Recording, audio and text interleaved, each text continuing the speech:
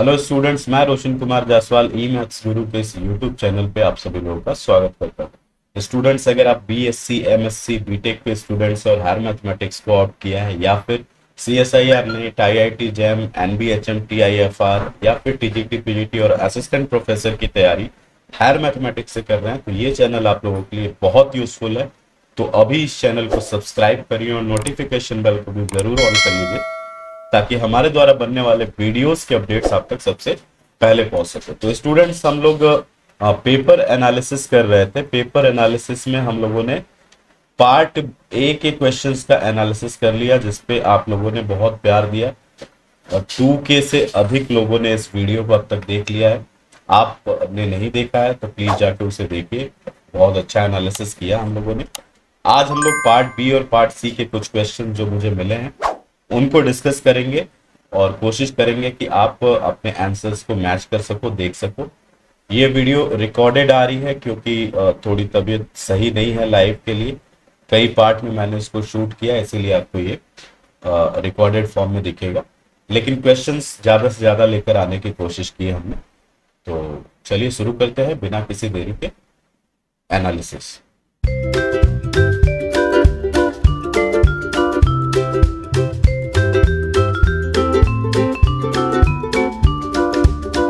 ये पहला क्वेश्चन है जो आपसे पूछा गया कि which of the following is are true. ये शायद पार्ट सी का क्वेश्चन था जो आपसे पूछा गया। बोला गया कि अ ग्रुप ऑफ ऑर्डर 244। अच्छा, ये सारे क्वेश्चन जो है ये मेमोरी बेस्ड है। हमारे पास कोई क्वेश्चन पेपर है नहीं, तो मेमोरी के बेस पर जितने भी क्वेश्चन हमको मिले उन्हीं को सॉल्व करने की कोशिश कर रहे हैं हम लोग। तो बाकी तो रेस्पॉन्स शीट आने के बाद ज्यादा क्लियर होगा।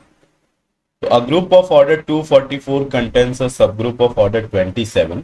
तो सबसे पहले मुझे ये बताओ कि 244 ऑर्डर का अगर कोई ग्रुप है और उसका सब ग्रुप बनना चाहता है 27 ऑर्डर का, तो लैग्रांजे हमको ये बताता है कि 27 शुड डिवाइड 244 और ये तो डिवाइड करता नहीं है। तो ऑप्शन ए इनकरेक्ट हो जाएगा क्योंकि पहले डिवाइड तो कर लो, सब ग्रुप बाद में बना लेंगे। उसके बाद बोल रहा है कि a group of order 1694 contains a unique सब ग्रुप ऑफ ऑर्डर 121, यानी 121 ऑर्डर का एक यूनिक सब ग्रुप होगा इसके पास। तो यहाँ पर हम लोग सिलो को अप्लाई करेंगे, सिलो थ्योरम यहाँ पर लगाएंगे। तो सबसे पहले एक काम करते हैं कि 1694 का हम लोग कर लेते हैं प्राइम फैक्टराइजेशन। 2 8 जा 16, 2 4 जा 8, 2 7 जा, और फिर इसको अगर डिवाइड करना चाहें तो किससे कटेगा? ये 7 से काट के देखते हैं। 7 एकम 7 दूनी 7 एकम, यस। और ये 11 11 11 1। तो ये जो ऑर्डर बनेगा, ऑर्डर ऑफ ग्रुप जो है 1694, इसको हम लोग लिख सकते हैं 2 इंटू 7 इंटू 11 स्क्वायर। अब 11 ऑर्डर का यूनिक सब ग्रुप अगर बनना है तो ये कहता है कि 1 प्लस 11 के शुड डिवाइड 2 7 जा 14, यहाँ से मैं लूँ। अब k की अगर केवल एक वैल्यू यानी k इज इक्वल टू 0 के लिए अगर ये इक्वेशन सेटिस्फाई होता है तब तो यूनिक मिलेगा, और अगर k की एक से ज्यादा वैल्यूज के लिए ये इक्वेशन सेटिस्फाई होता है डिवीजन वाला तो नहीं मिलेगा। तो k इज इक्वल टू 0 रखेंगे तो 1 डिवाइड 14, लेकिन k इज इक्वल टू 1 जैसे ही रखेंगे यहाँ 12 आएगा और 12 इसको डिवाइड नहीं करता है। तो ये केवल k इज इक्वल टू 0 के लिए ही ये डिवीजन पॉसिबल होगा, जिससे कि हमको मिलेगा कि 1 डिवाइड्स 14। 1 डिवाइड्स 14 मतलब यूनिक सब ग्रुप है। तो यानी कि हमारा जो बी ऑप्शन है ये बिल्कुल करेक्ट है। ठीक है, बी ऑप्शन करेक्ट हो गया। इसके बाद फिर सी ऑप्शन में ध्यान से अगर ऑप्शन को पढ़ें तो देयर एग्जिस्ट बोला है, मतलब क्या कोई ऐसा ग्रुप आप सोच पा रहे हो जिसके लिए कि 154 ऑर्डर का कोई ग्रुप सोच पा रहे हो जो कि 7 ऑर्डर का एक सब ग्रुप लेके रखता है। तो भैया हर ऑर्डर का एक आपको जेड एन ग्रुप जरूर मिल जाता है। तो जेड 154 आपको मिल जाएगा जिसके अंदर ऑर्डर 7 का ग्रुप मिल जाएगा जो कि आइसोमॉर्फिक होगा Z7 के। बिल्कुल मिलेगा आपको क्योंकि 7 इसको डिवाइड कर रहा है, तो ये ऑप्शन भी आपका करेक्ट हो जाता है। देन अगेन फिर आपसे बोल रहा है कि there exist group of order 121। 121 order का आपको एक ग्रुप सोचना है जो कि कंटेन करता हो ऑर्डर 11 का दो सब ग्रुप। अब अगर मैं Z121 लेने जाऊं तो इसके अंदर सभी ऑर्डर के एक एक सब ग्रुप ही मिलते हैं, तो ये तो नहीं ले सकता। लेकिन अगर मैं Z11 इंटू Z11 कर लूं, इस तरह का ग्रुप बना लूं, तो इसके अंदर आपको Z11 टाइप के दो सब ग्रुप्स मिल जाएंगे। तो yes, it is possible. So option B C D are correct and A option is incorrect. ये पहला क्वेश्चन था। आप लोगों का जितना क्वेश्चन करेक्ट होगा, जितना भी क्वेश्चंस मैं यहाँ पर आपको डिस्कस करके बता रहा हूँ, जितने भी क्वेश्चंस आपके सही होंगे इनमें से, तो प्लीज आप कमेंट में मेंशन कर दीजिएगा कि भैया आपने 20 क्वेश्चंस कराए, उसमें से मेरे 17 सही थे, 18 सही थे या सारे सही थे। ये सारी चीजें आप मेंशन कर देंगे कमेंट में, तो वो मुझे हेल्प करेगा कि हाँ आपने अच्छा किया एग्जाम या नहीं। दूसरा क्वेश्चन था कि कुछ इस तरीके का था कि एक वेक्टर स्पेस है हमारे पास पॉलिनोमियल्स का अप टू 10 डिग्री, और एक हमारे पास लीनियर ट्रांसफॉर्मेशन था टी वी टू वी। और ये लीनियर ट्रांसफॉर्मेशन कैसे डिफाइंड था, तो T of P X is equal to P dash X है, यानी डेरिवेटिव वाला आपको ये लीनियर ट्रांसफॉर्मेशन गिवन था। तो इसमें से पूछा जा रहा है कि कौन सा करेक्ट है। अगर इसको हम लोग बनाने की कोशिश करें, इसका मैट्रिक्स बनाने की कोशिश करें, तो हमारा जो P10R होता है, इसका डायमेंशन जो होता है वो 11 होता है, n+1, आपको पता है ना। अप टू 10 डिग्री या अप टू n डिग्री के जो भी पॉलिनोमियल्स होते हैं उनका डायमेंशन n+1 होता है। तो इसके अंदर 11 है, X, x square, x cube, up to X power 10 तक आपको इसके बेसिस में एलिमेंट मिल जाते हैं, यानी 11 डायमेंशन वाला ये है। अब जैसे ही आप टी ऑफ 1 निकालते हो, ये बन जाता है 0।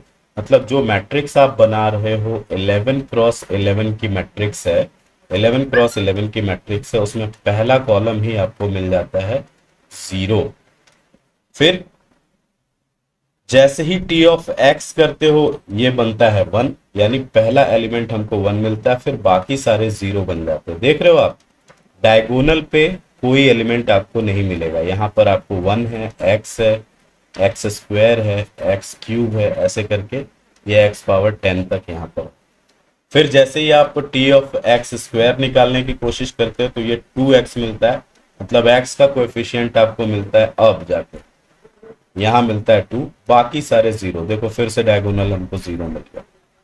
तो आप देखोगे कि लीडिंग डायगोनल मतलब प्रिंसिपल डायगोनल के ठीक ऊपर वाले में आपको 1 2 3 4 ऐसे करके ये मिलता जाएगा। कहाँ तक मिलेगा, तो x पावर 10 है यहाँ पे लास्ट में, तो इसको जब डिफरेंशिएट करेंगे तो 10x पावर 9 मिलेगा, यानी x पावर 9 का यहाँ पे कोएफिशिएंट आपको मिलेगा 10, और इसके नीचे ठीक डायगोनल का एलिमेंट होगा 0, यानी 1 2 3 4 5 6 7 8 9 10 तक आपको मिलेगा। तो यहां से इस तरीके का मैट्रिक्स हम लोगों को बन के मिल जाएगा। क्लियरली हम देख सकते हैं कि एक रो कंप्लीटली 0 है, बाकी सब में एक एक एलिमेंट्स हैं, तो rank of this T is 10, ये तो पक्का है। डायगोनल पे सारे एलिमेंट्स हमको 0 मिल रहे हैं, इसलिए इनका ट्रेस भी जो होगा वो 0 हो जाएगा। क्यों 0 हो जाएगा, क्योंकि ट्रेस जो होता है किसी मैट्रिक्स का, वो सम ऑफ प्रिंसिपल डायगोनल पे जितने एलिमेंट्स है, आप उनके एलिमेंट्स को सम कर लो, वो ट्रेस बन जाता है। इसके बाद जब ट्रेस 0 हो गया, उसके बाद अगर ये स्ट्रिक्टली अपर डायगोनल मैट्रिक्स है, इस पे सभी डायगोनल के एलिमेंट्स 0 है, मतलब इसके सभी आइगन वैल्यूज जो होंगे वो 0 होंगे। सभी आइगन वैल्यूज 0 होने का मतलब ये है कि इनका मल्टीप्लीकेशन करोगे तो डिटर्मिनेंट भी 0 होगा। सीधे बोला गया all eigen values of T R 0, yes it is correct. तो इस क्वेश्चन के अंदर चारों ही ऑप्शंस करेक्ट थे, ए बी सी डी चारों ही ऑप्शंस करेक्ट थे। ये इस तरीके से इस क्वेश्चन को सॉल्व करना। बढ़ते हैं नेक्स्ट क्वेश्चन की तरफ। तीसरा क्वेश्चन जो था ये अगेन क्वाड्रेटिक फॉर्म से था, लीनियर अलजेब्रा पे क्वेश्चंस अच्छे थे, कंपैरेटिवली ठीक ठाक थे, इजी थे, आप इनको कर सकते थे सॉल्व। एक आध क्वेश्चन था जो फंसाया था, लेकिन बाकी मुझे ठीक लगा। तो अगर इस क्वाड्रेटिक फॉर्म का बोला जा रहा है कि हमको चेक करना है कि कौन से इक्विवेलेंट है या पॉजिटिव डेफिनेट है। पॉजिटिव डेफिनेट या इक्विवेलेंट चेक करना है तो आपको आइगन वैल्यूज चाहिए होंगी।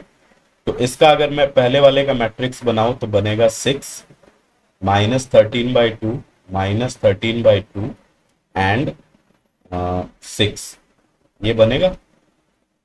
इसके बाद दूसरे वाले का अगर मैं मैट्रिक्स बनाने की कोशिश करूं, दूसरे वाले के लिए अगर मैं मैट्रिक्स बनाने की कोशिश करूं तो वो बनेगा 1 -1/2 एंड दिस इज -1/2 एंड 2।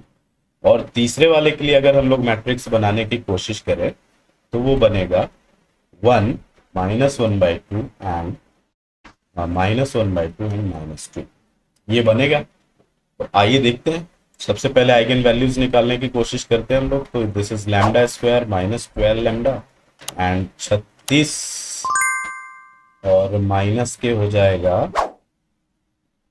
169/4, ये होगा। और 144 माइनस 169 यहाँ पर आ रहा है, तो 144 माइनस 169 मतलब -25/4 है ये। इसको फर्दर सॉल्व करें तो दिस इज 4 लैम्डा स्क्वायर, या रहने दो ऐसे ही, यहीं से लैम्डा निकाल लो। 12 प्लस माइनस 144, 4 AC होता है तो ये प्लस 25 हो जाएगा, बटे बटे में हो जाएगा ये 2, ये हो जाएगा। तो दिस इज 12 प्लस माइनस ये 169 होगा यानी 13 होगा, बटा 2। यानी इसकी एक आइगन वैल्यू जो आ रही है वो पॉजिटिव आ रही है, जब पॉजिटिव वाला लेंगे, और एक आ रही है नेगेटिव। इस वाले की निकालने की कोशिश करें तो ये लैम्डा स्क्वायर -3 लैम्डा, और ये 2 एकम 2 और -1/4, 4 दूनी 8 -1 7 होगा, ये +7/4 है ये। इसको अगर सॉल्व करने की कोशिश करें तो this is lambda 3 plus minus 9 -7 होगा, अपॉन 2 होगा। तो इसको अगर देखें तो ये 3 प्लस माइनस √2 अपॉन 2 है। तो चाहे प्लस वाला लेंगे तब भी पॉजिटिव आइगन वैल्यू आएगी, चाहे माइनस वाला भी लेंगे तो √2 की जो वैल्यू होती है वो 1.414 होती है, तब भी पॉजिटिव आ रही, मतलब इसके दोनों आइगन वैल्यूज पॉजिटिव है।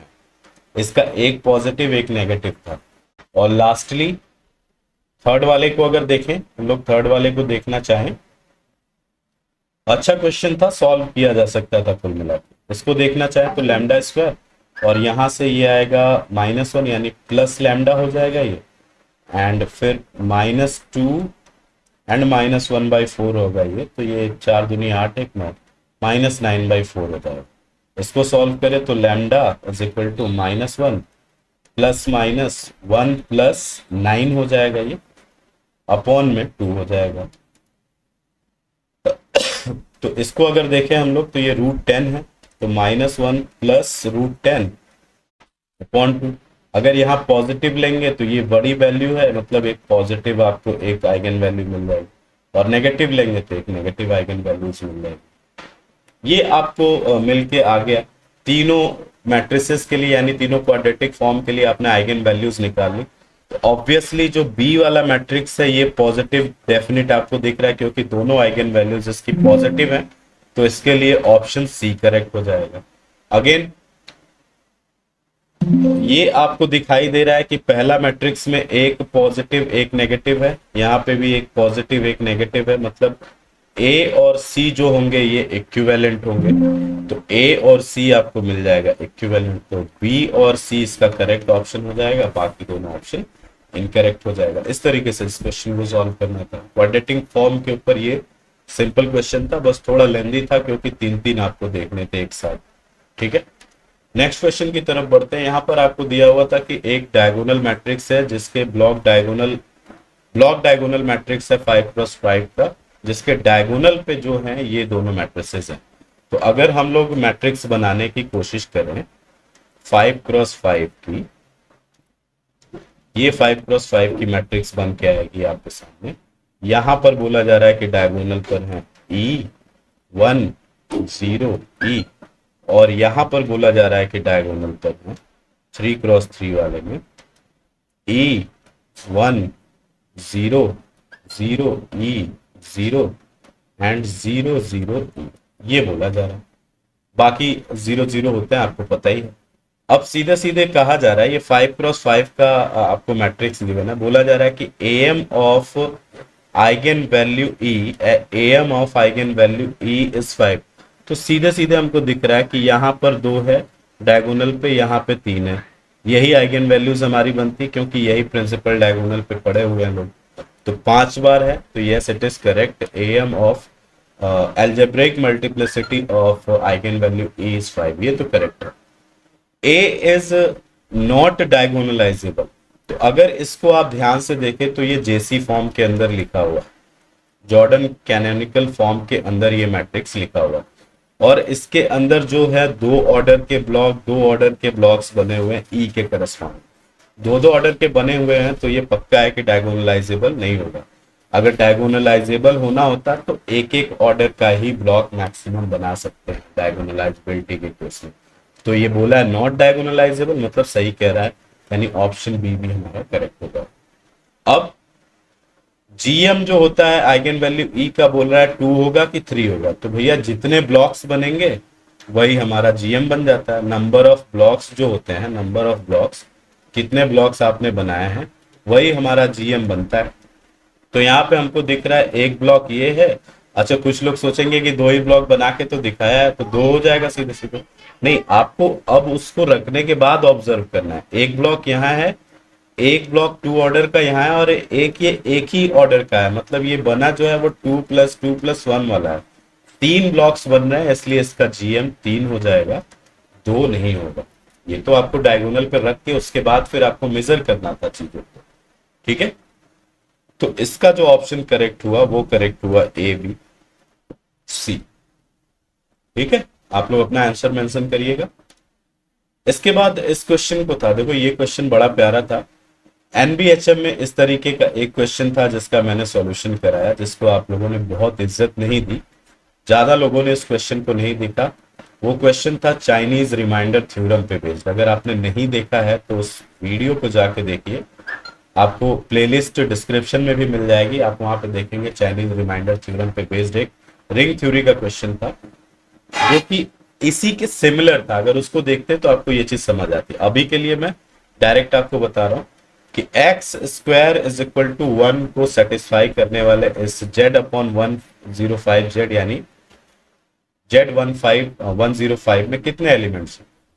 तो अगर एक सिंपल तरीका मैं बताऊं कि अगर Z3 में मैं आपसे पूछूं कि ऐसा कौन कौन होगा जो इसको सेटिस्फाई करेगा, तो एक तो 1 होगा, क्योंकि 1 का स्क्वायर होता है 1, और 1 में अगर आप 3 से डिवाइड करते हैं तो रिमाइंडर आपको 3 ही मिलता है। इसके बाद एक जो होगा, जैसे ये 3 आ रहा है ना, तो ये 1 आपने ले लिया, तो 1 में कितना सम करें कि ये 3 आ जाए, तो 2, तो 2 का भी स्क्वायर करेंगे, तो 2 का स्क्वायर करेंगे तो 4, 4 में 3 से डिवाइड करेंगे तो रिमाइंडर आ जाएगा 1, जो कि इसको सेटिस्फाई कर रहा है।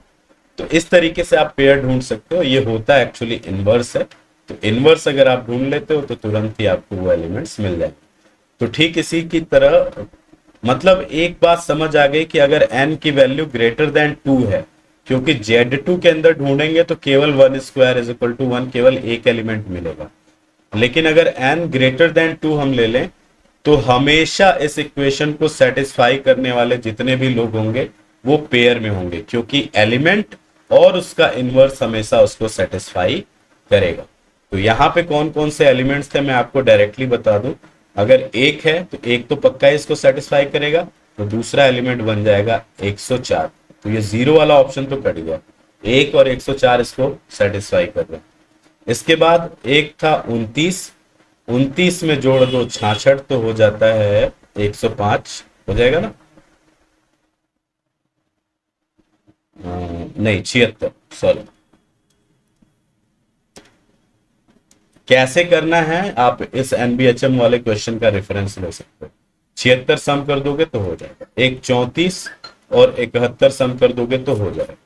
और इसके अलावा जो आपको मिलेगा, 2 एलिमेंट और आपको मिलेंगे, वो है एक 41 कर दो और उसमें आप सम कर दो 64। मतलब ये 8 एलिमेंट्स होंगे जिनका स्क्वायर करोगे आप और उसमें 105 से डिवीजन करोगे तो रिमाइंडर आपको हमेशा 1 मिलेगा।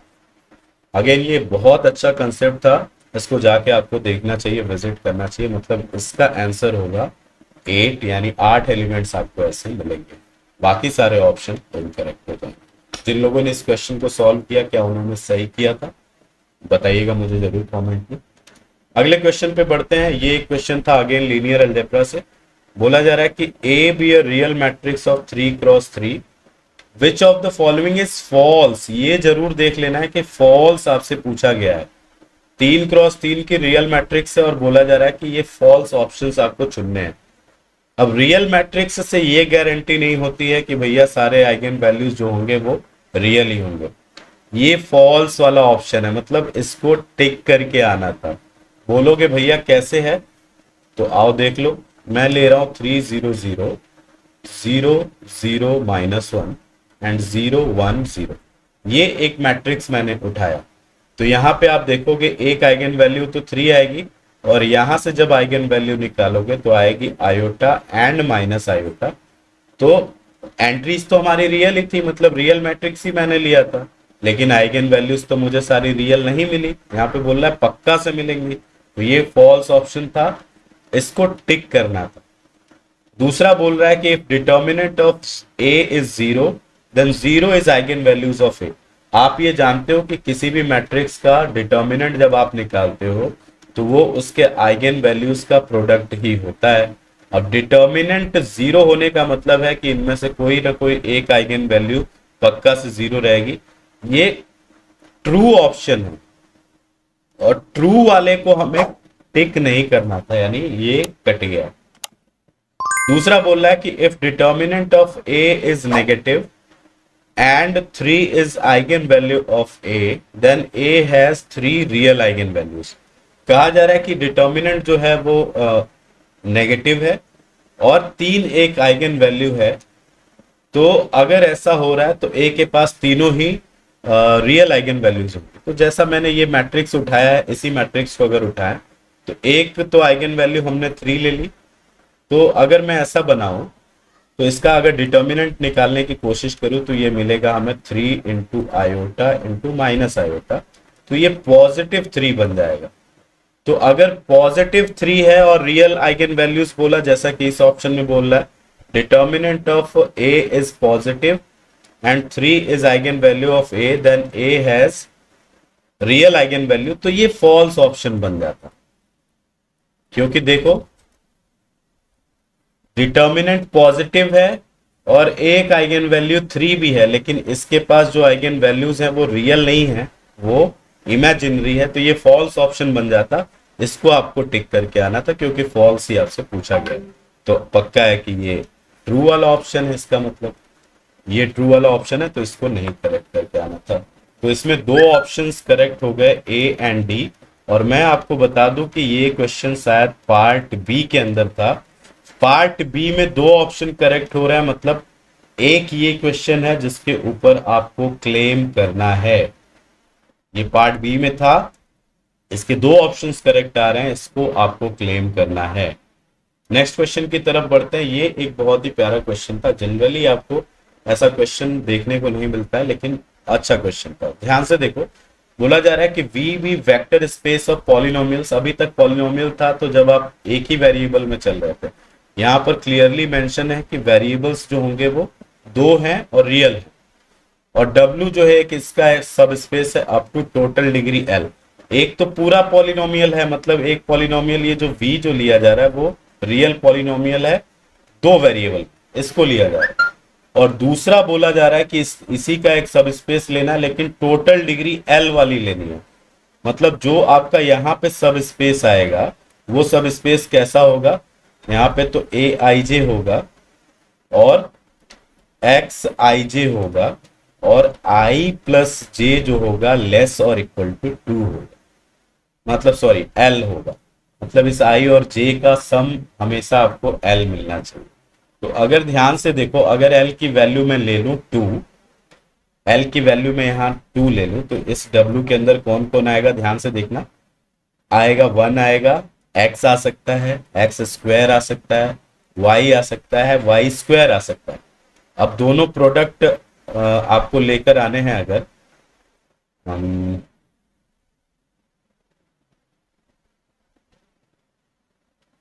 एक सेकंड, थोड़ी सी गड़बड़ी हुई है,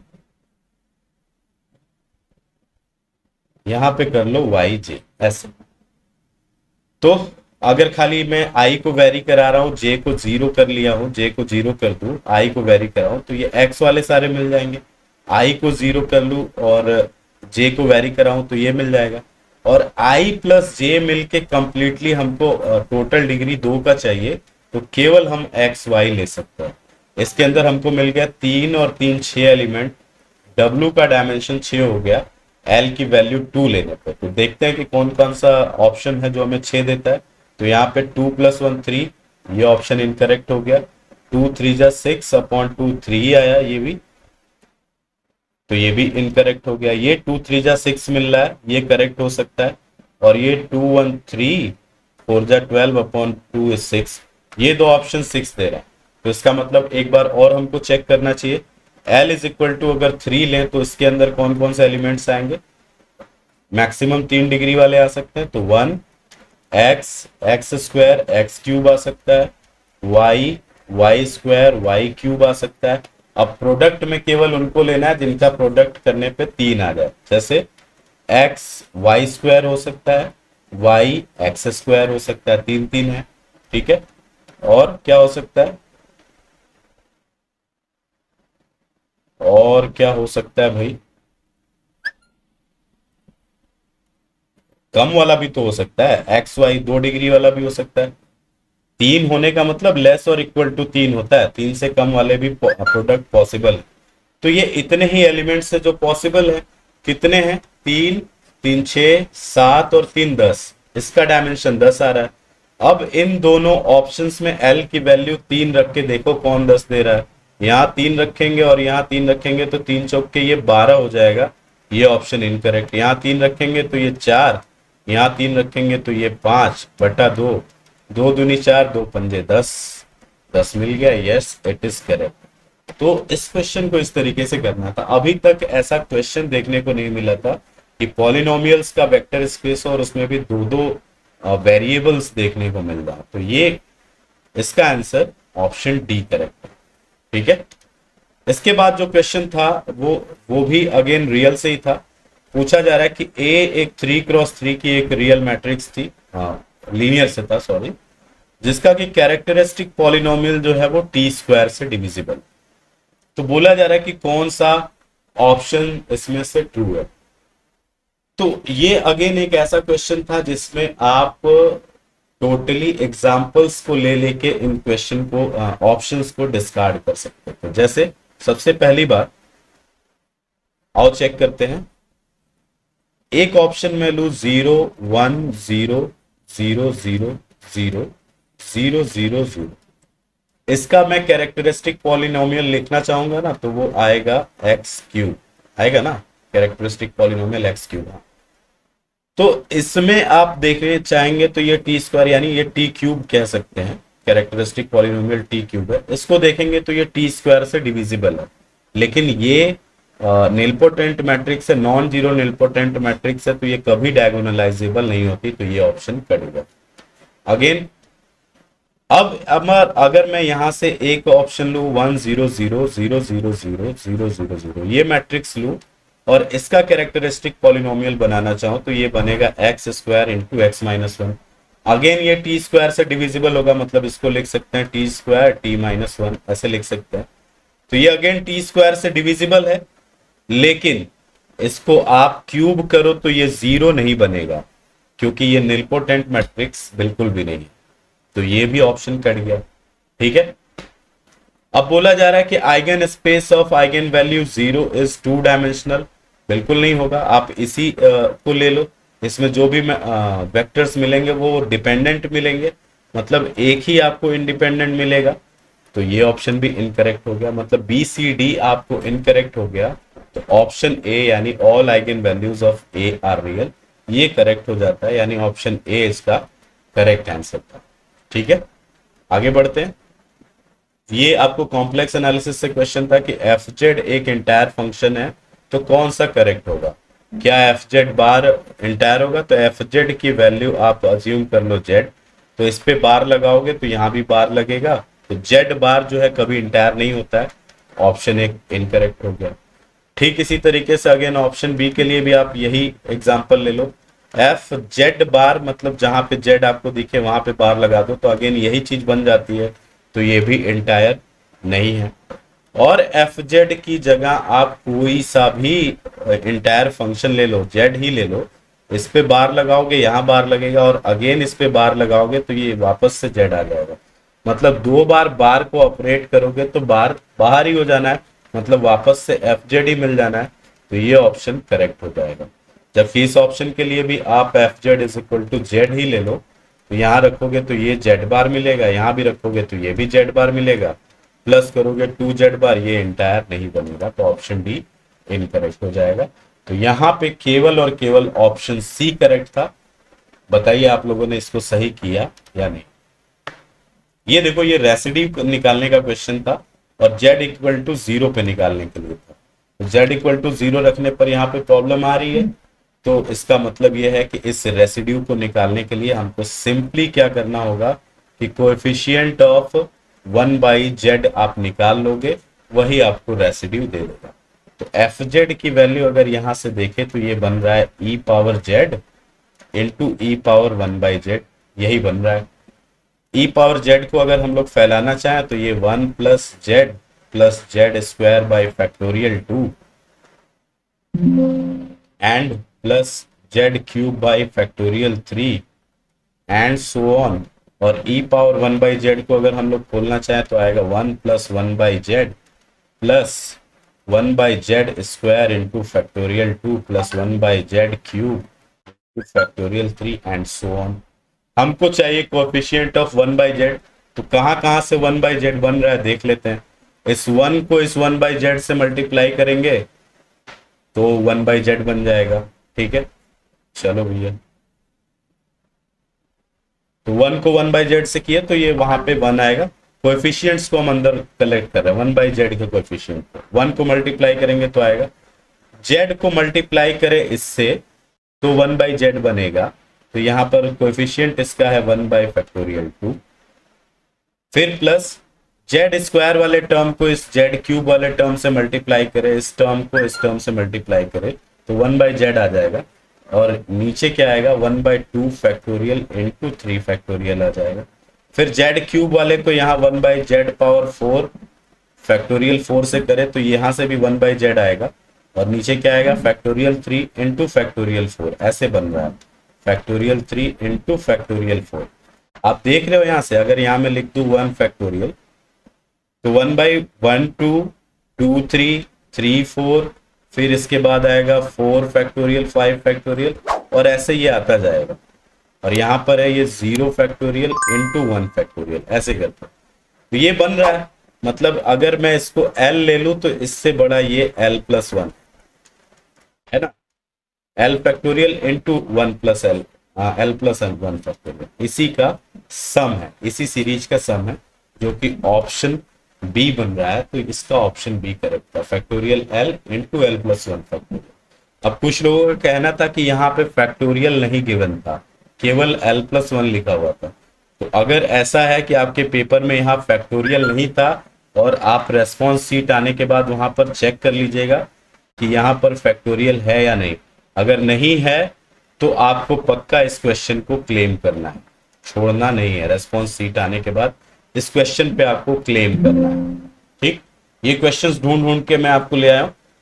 बहुत लोगों का कहना था कि यहाँ पे फैक्टोरियल नहीं था, तो रेस्पॉन्स सीट आने के बाद पहली जिम्मेदारी आपकी बनती कि आप वहां चेक कर लीजिए कि फैक्टोरियल था या नहीं था।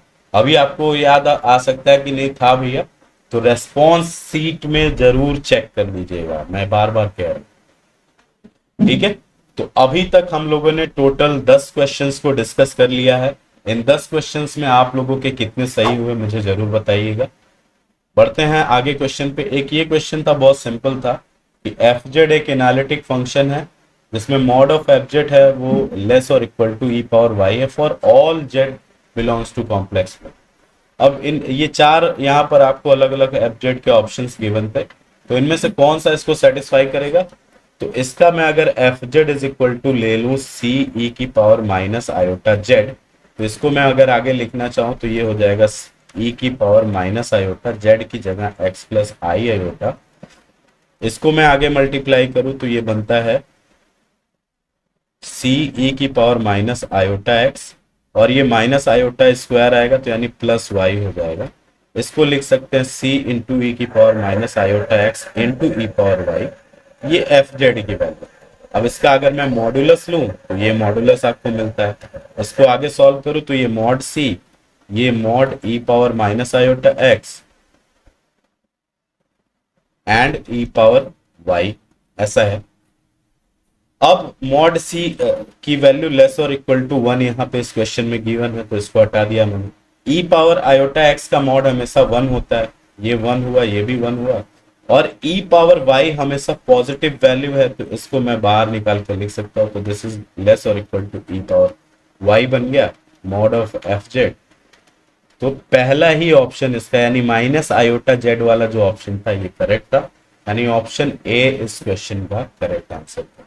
तो आपका सही हुआ या नहीं सही हुआ इसको जरूर बताइएगा। अब ये अगेन एक क्वेश्चन था जिसपे आपको क्लेम करना है, क्योंकि ये क्वेश्चन था पार्ट बी के अंदर, पार्ट बी के अंदर था, और इस क्वेश्चन में दो ऑप्शंस यहाँ पे भी करेक्ट थे। अगर इसको हम लोग देखना चाहें तो ये summation minus one power N plus one है, और इसमें अगर इसको हम रेशनलाइज करें यानी root N plus one plus root N से अगर ऊपर नीचे मल्टीप्लाई करें तो ऊपर हो जाएगा N plus one minus N, और नीचे हो जाएगा root N plus one plus root N हो जाता है, और एन से एन कैंसिल करने के बाद ये बन जाता है summation minus one power N plus one upon root N plus one plus root N. तो आप ये जानते हो कि लेबनीज टेस्ट से इस पे अगर लेबनीज टेस्ट लगाएं तो ये ए एन इसका जो जाएगा वो जीरो पे चला जाएगा, और ये अल्टरनेटिंग सीरीज है तो ये पक्का है कि कन्वर्जेंट तो हो जाती है। अब इसके बाद इसके ऊपर मॉडुलस लगाएं, मतलब ये माइनस वन पावर एन गायब हो जाए और ये बन गया root N plus one plus root N बन गया, और इसको कंपेयर करें रूट एन से तो ये इससे छोटा या इसके बराबर है। ये जो होता है पी सीरीज टेस्ट से ये डाइवर्जेंट होता है। अब अगर ये डाइवर्जेंट है तो ये भी डाइवर्जेंट होगा, तो इसका मतलब ये है कि जब हमने इस पे मॉडुलस लिया तो ये डाइवर्जेंट बन जा रहा है। ऐसे कन्वर्जेंट है, ऐसे कन्वर्जेंट है, लेकिन जैसे ही मॉडुलस ले रहे हैं ये डाइवर्जेंट बन जा रहा है। इसका मतलब है कि ये जो सीरीज जो गिवन है ये कंडीशनली कन्वर्जेंट है, तो इसका ऑप्शन सी भी करेक्ट था। ये एक ऐसा क्वेश्चन था जिसके अंदर दो दो ऑप्शंस करेक्ट थे, तो इस पे भी आपको क्लेम करना है क्योंकि ये पार्ट बी में आया हुआ क्वेश्चन था।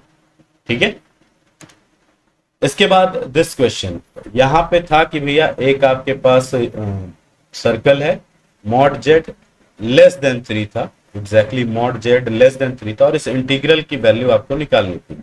तो आप ये देख रहे हो कि इसका अगर हम लोग सिंगुलैरिटी देखना चाहें तो Z is equal to zero मिलेगा, और यहां इसकी सिंगुलैरिटी देखना चाहें तो ये प्लस माइनस आयोटा पाई मिलेगा। अगर ये चीज हमको मिल रही है कि प्लस माइनस आयोटा पाई है इसका, तो ये तो बाहर है क्योंकि ये लेस देन 3 हमको चाहिए, तो यानी केवल z is equal to zero के लिए देखना है।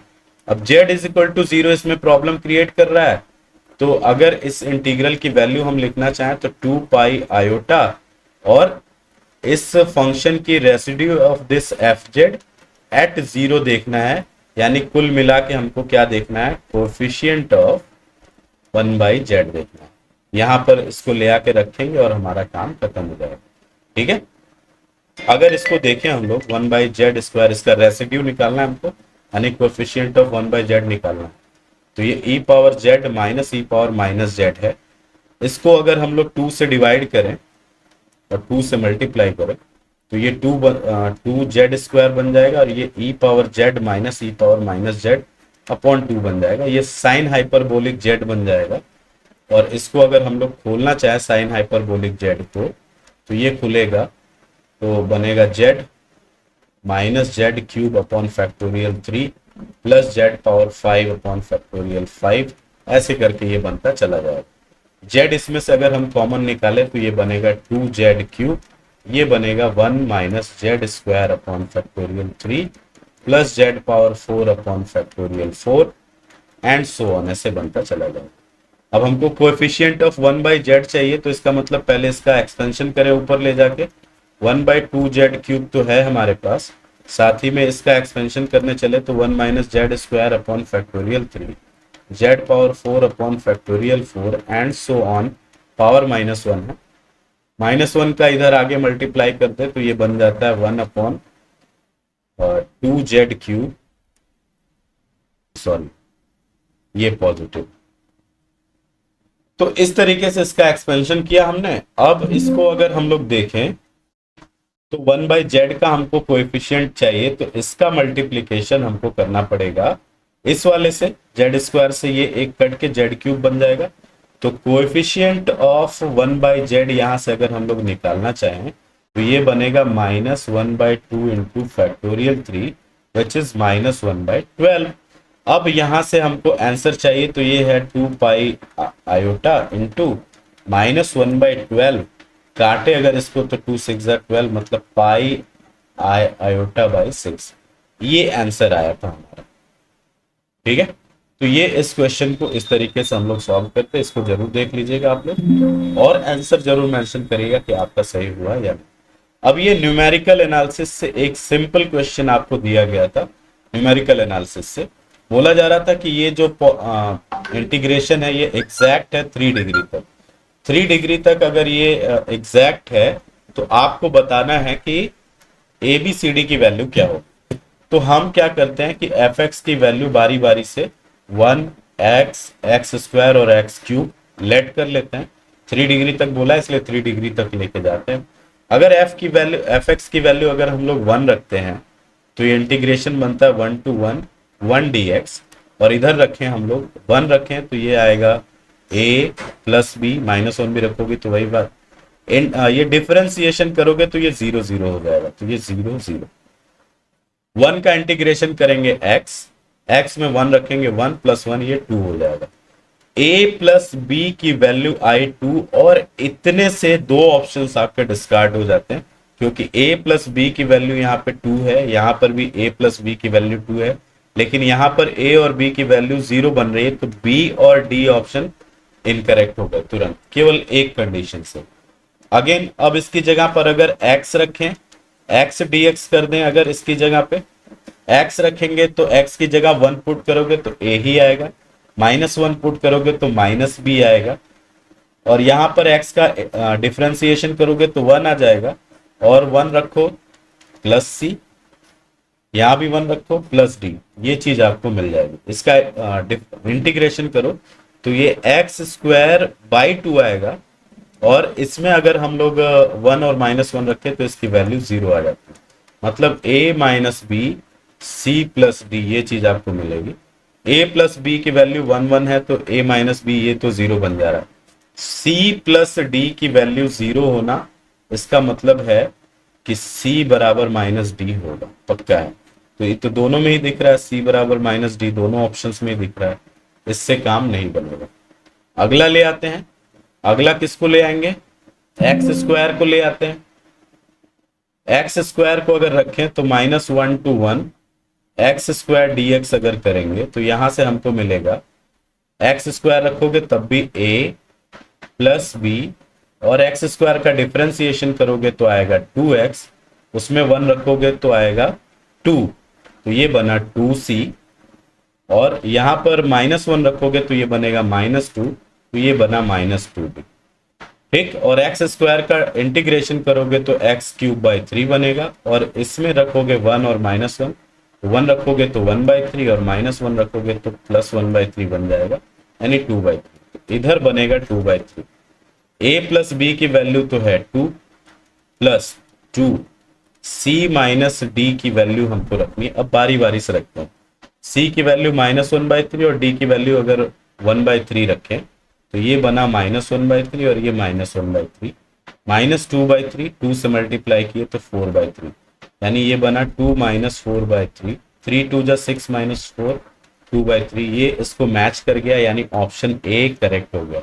अच्छा, डी वाले को भी रख के देख लो। सी की जगह रखोगे 1/3 और डी की जगह रखोगे, डी की जगह रखोगे -1/3, तो ये +1/3 बन जाएगा। ये बनेगा 2/3 और ये बनेगा 4/3 प्लस में, तो इससे 2/3 तो नहीं आएगा, इसलिए ऑप्शन सी इनकरेक्ट हो जाएगा। ये न्यूमेरिकल एनालिसिस का क्वेश्चन था, पार्ट बी के अंदर आया हुआ।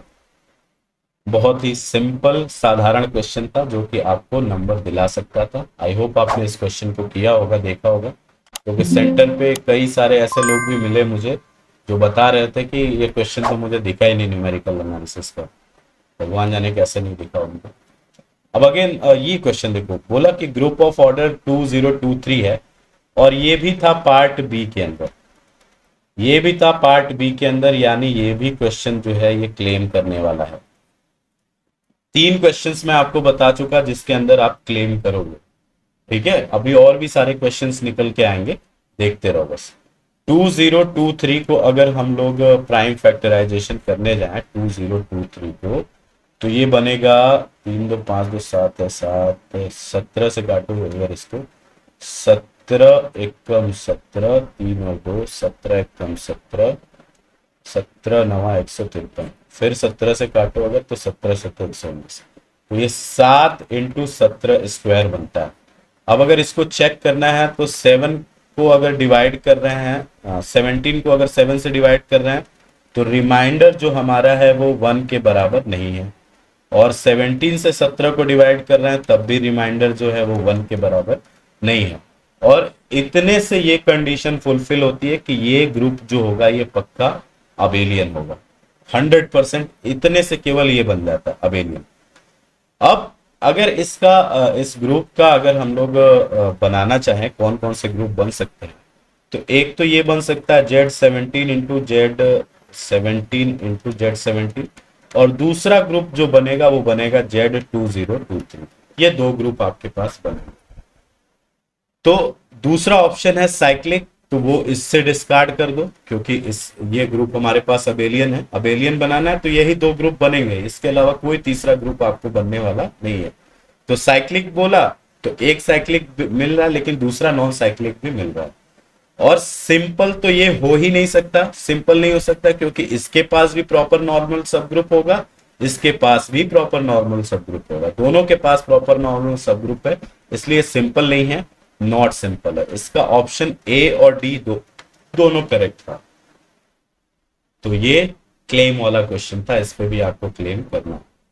नेक्स्ट क्वेश्चन, अभी तक हम लोगों ने 15 क्वेश्चन कर लिए हैं, कितने क्वेश्चन आपके करेक्ट हुए ये मुझे जरूर बताइए कमेंट बॉक्स के अंदर। बहुत मेहनत से इन वीडियोस को बनाया जा रहा है, एडिट किया जा रहा है, तो बताइएगा जरूर, ठीक है।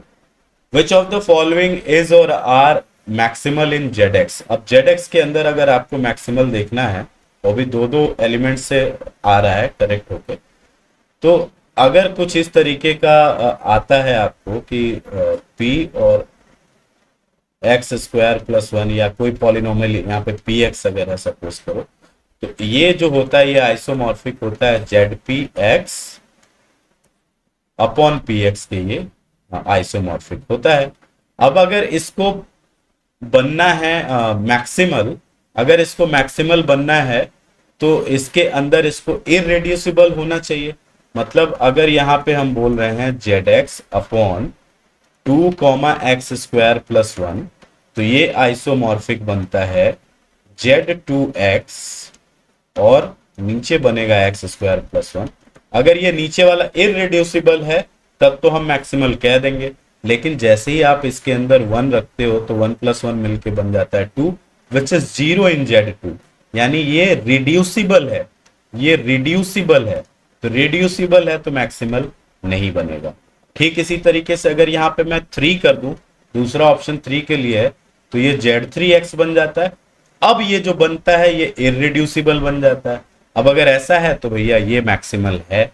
ठीक, अगेन वापस आओ, ZX अपॉन 2 और x² + x + 1 से हम करना चाह रहे हैं जनरेट, तो अगेन इसको आइसोमॉर्फिक अगर बताएं तो ये Z2X अपॉन x² + x + 1 है, और इसको देखोगे 0 रखोगे तो 1 आएगा, और 1 रखोगे तो 1 + 1 + 1 3 -2 इज 1 आएगा, मतलब ये भी इरेड्यूसिबल है। अब अगर ये इरेड्यूसिबल है तो मतलब ये मैक्सिमल बनेगा और ये ऑप्शन करेक्ट हो जाएगा। लेकिन जैसे ही आप इसको 2 की जगह करोगे 3, यहां जैसे ही करोगे 3 तो यहाँ Z3X बन जाएगा, और जैसे ही 1 रखोगे 1 + 1 + 3 हो जाएगा ये, और 3 इसमें रिड्यूस कर जाएगा, इरिड्यूसिबल ना होकर ये रिड्यूसिबल हो जाएगा, और रिड्यूसिबल पे ये मैक्सिमल नहीं होता है, तो इसका ऑप्शन बी और सी करेक्ट था। ठीक है,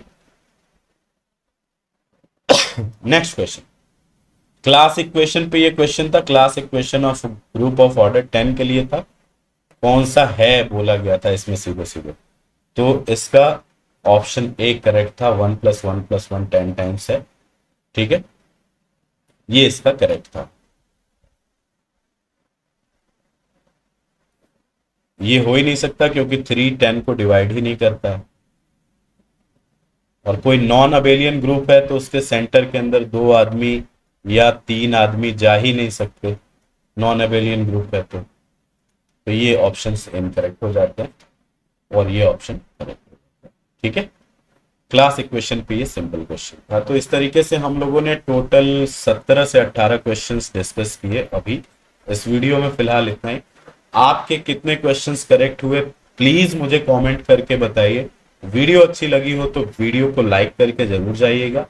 अपने सभी दोस्तों के साथ इस वीडियो को शेयर करिए जिन लोगों ने भी एग्जाम को दिया है, ये आपके चैनल को भी सपोर्ट करता है और आपको भी सपोर्ट करता है।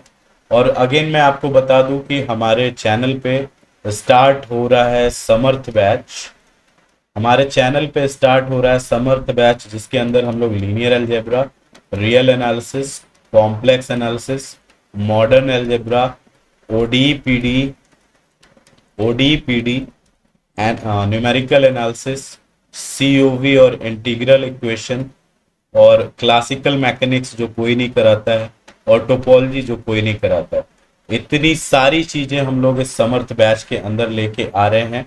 ये बिल्कुल कंप्लीटली फ्री है हमारे चैनल पे, कुछ भी आपको कोई भी 1 रुपया पे करने की जरूरत नहीं है।